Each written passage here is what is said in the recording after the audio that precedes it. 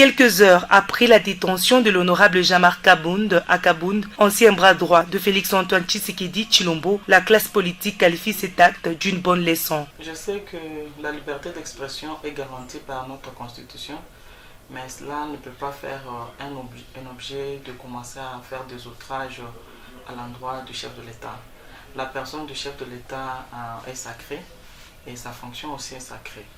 Nous ne pouvons pas nous permettre, et surtout quand il s'agit d'une personnalité de son rang, un vice-président de l'Assemblée nationale honoraire, un élu du peuple de surcroît, qui pouvait se permettre en public de tenir, en rassemblant les journalistes devant un point de presse, en tenant un point de presse et prononcer de propos outragés à l'endroit du chef de l'État, des insultes.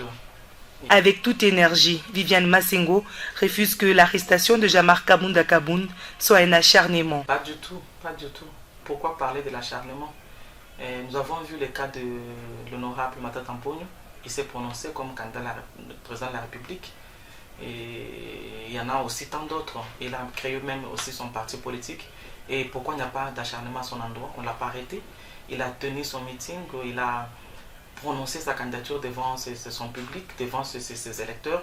Et en toute honnêteté, et puis il était allé tout droit à son message. Il n'a pas pour cela insulté le chef de l'État pour qu'il puisse être acclamé par ses électeurs. Et il est libre de ses mouvements. Il y a beaucoup de candidats aussi qui chaque jour ici se prononcent. Et il y en a aussi qui se prononceront avant 2023. Il n'y a pas du tout question d'acharnement. Il faudrait que l'honorable Jean-Marc Kabound réponde de ses actes devant la loi, devant la justice.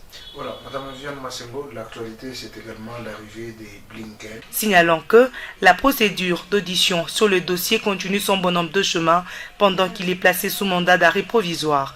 L'ancien président adjoint intérim de l'UDPS est reproché d'avoir tenu de propos injurieux à l'endroit du chef de l'État congolais.